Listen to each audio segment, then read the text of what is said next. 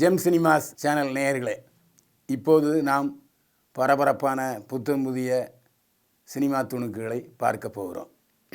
பாலியல் புகார் உறுதியானால் 5 ஆண்டுகள் நடிக்க தடை, தென்னிந்திய நடிகர் சங்க தீர்மானம். இப்போ கேரளாவில் பெண்கள் சினிமாவில் பாதுகாப்புக்காக நியமிக்கப்பட்ட நீதிபதி ஹேமா அறிக்கையில் பல முன்னணி நடிகர்கள் மீது பாலியல் புகார் தெரிவிக்கப்பட்டிருக்கிறது. இதைத் தொடர்ந்து எஃப்ஐஆர் பதிவு செய்து மேற்கொண்டு விசாரணை நடத்தி வருகிறார்கள் கேரள போலீசார். அதே போல் தமிழ்நாட்டிலும் 2019 ஆண்டு தென்னிந்திய நடிகர் சங்கத்தில் நடிகைகளுக்கு எந்தெந்த வகையில் பாதுகாப்பு கொடுக்கலாம் என்று ஆராய ஒரு கமிட்டி போடப்பட்டது.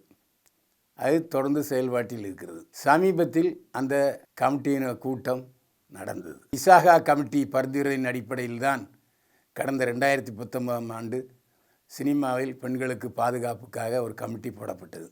அந்த கமிட்டியின் கூட்டம் தென்னிந்திய நடிகர் சங்க தலைவர் நாசர், துணைத் தலைவர் பூச்சிமுருகன், பொருளாளர் கார்த்தி ஆகியோர் முன்னிலையில் அந்த கமிட்டி கூடியது. அந்த கமிட்டிக்கு தலைவராக நடிகை ரோஹிணி செயல்பட்டு கொண்டிருக்கிறார். உறுப்பினர்களாக நடிகைகள் குஷ்பு, சுகாசினி, லலிதகுமாரி மற்றும் கோவை சரளா ஆகியோர் செயல்படுகிறார்கள். இவர்களும் இந்த கூட்டத்தில் கலந்து கொண்டார்கள்.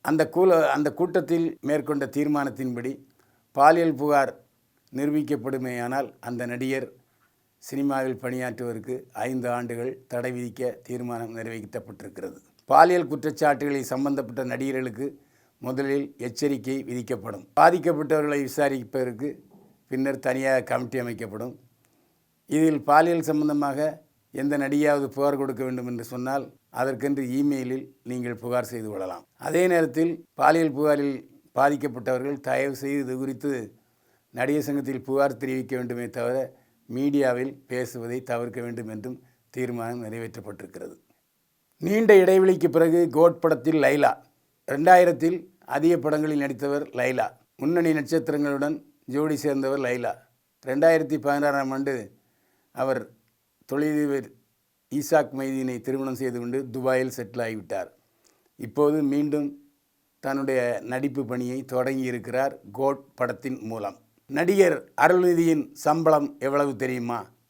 அவரே சொன்ன பதில்.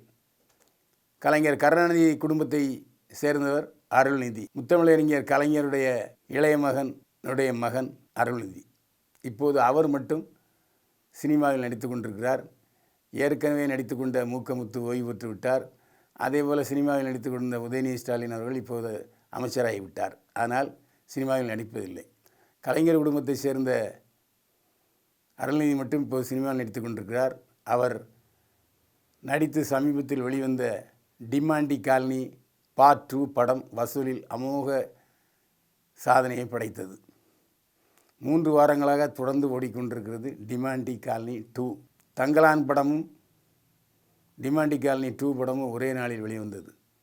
ஆனால் டிமாண்டி காலனி வசூலில் சாதனை படைத்து கொண்டிருக்கிறது.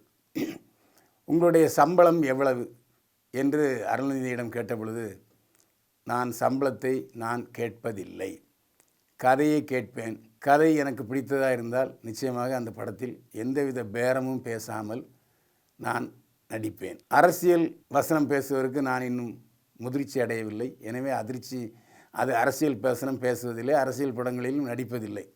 பொழுதுபோக்கு படங்களில் மட்டுமே நடித்து கொண்டிருக்கிறேன். சம்பளத்தை நானே பேசுவதில்லை. ஆனால் அவர்களாகவே சம்பளத்தை தீர்மானித்து கொண்டு என்னிடம் சொல்வார்கள். நானும் ஓகே என்று சொல்லிவிடுவேன் என்று சொன்னார் அருள்நிதி. டிமாண்டி காலனி 2 பகுதிக்கு 90 லட்சம் சம்பளம் வாங்கியிருக்கிறார் அருள்நிதி. தனுஷும் ஐஸ்வர்யா ரஜினிகாந்தும் மீண்டும் இணைகிறார்களா? பரபரப்பான தகவல். நடிகர் தனுஷும் ஐஸ்வர்யா ரஜினிகாந்தும் விவாகரத்து செய்ய போவதாக கோர்ட்டில் வழக்கு நிலுவையில் இருக்கிறது. விசாரணை நடந்து கொண்டிருக்கிறது.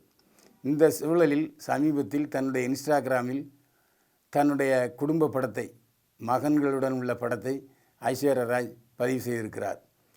இன்ஸ்டாகிராமில் அந்த படத்துக்கு லைக் கொடுத்திருக்கிறார் தனுஷ்.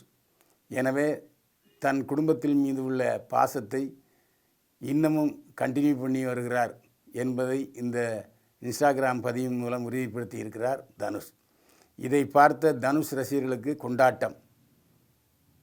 தனுஷும் ஐஸ்வர்யாவும் மீண்டும் இல்லற வாழ்க்கையில் தொடர வேண்டும், விவாகரத்து வழக்கை வாபஸ் வாங்க வேண்டும் என்ற கோரிக்கை இன்ஸ்டாகிராமில் அதிகரித்து கொண்டிருக்கிறது. மீண்டும் கருத்து வேறுபாடுகளை மறந்து இல்வாழ்க்கையில் ஒன்று சேர வேண்டும் என்று தனுஷையும் ஐஸ்வர்யாவையும் ஜெம் டிவி வாழ்த்துகிறது.